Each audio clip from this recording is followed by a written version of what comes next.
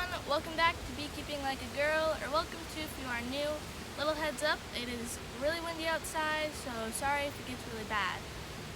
But today we are back in our nuke making yard. These are our double nukes, and today we're going to call them our resource hives.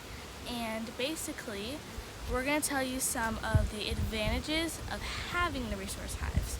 So number one being, if we ever have a production hive that is just, they're not doing very good, they just need a little bit of a boost, we can take from these resource hives. Let's say that hive might need brood or just some food, so honey, we can take from these resource hives and give it to them.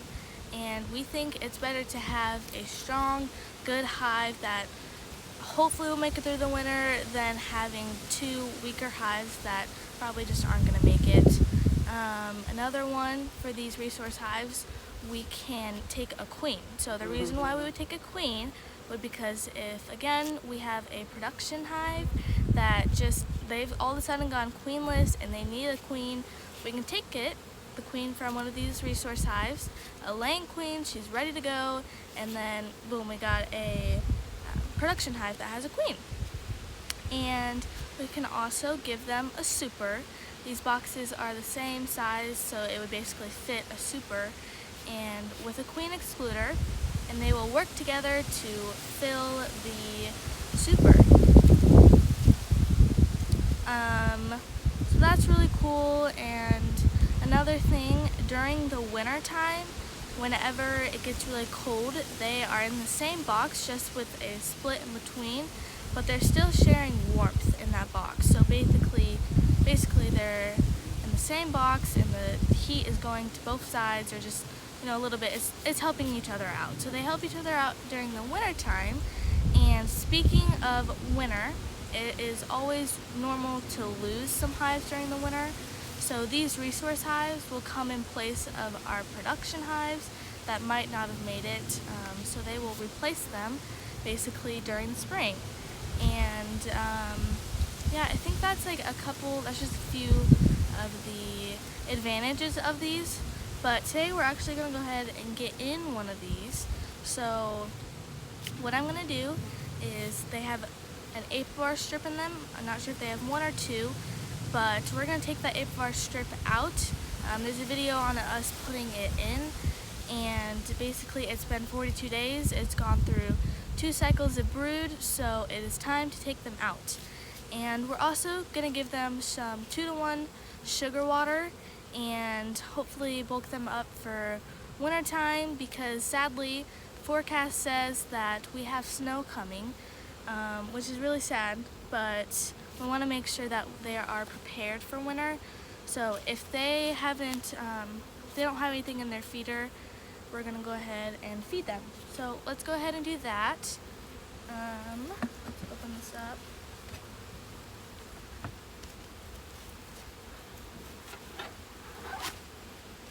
And also, robbing season, it's still really bad for us, so again, we just want to work kind of quick. So I'm going to go ahead and take off this box first, because that is where our 8-bar strip is, I believe. Let me just make sure that's right. Yeah, it's in the bottom box.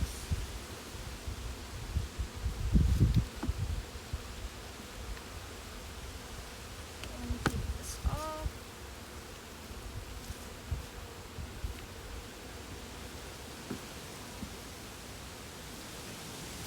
Alright, so there's one 8-bar strip in here, and just go ahead and take it out.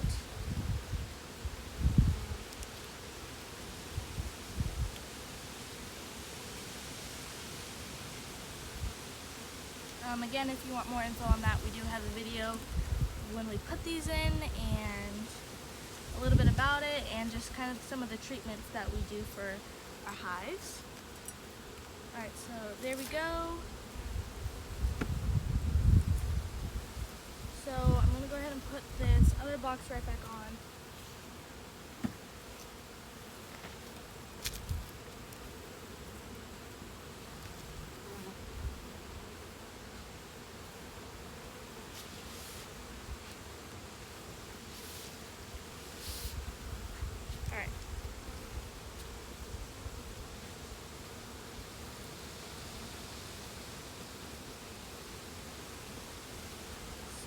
here's our feeder. It's completely dry, which is good because we recently gave them sugar water. So they have already drinking that up, so hopefully they're just getting stronger for wintertime. So here's our sugar water. We're going to pour this in pretty much full because we've given them already two feeders of sugar water, and both times they have made it completely dry. So we know that they're hopefully going to use this too. So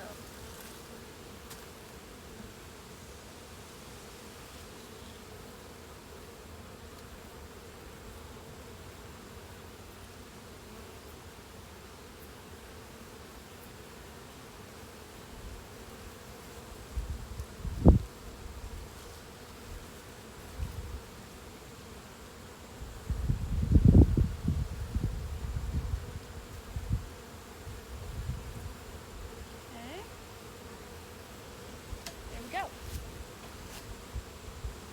So that's all we have to do in the hives, and we're basically going to do that to the rest of these double nukes. So I'm going to put this back on their inner cover.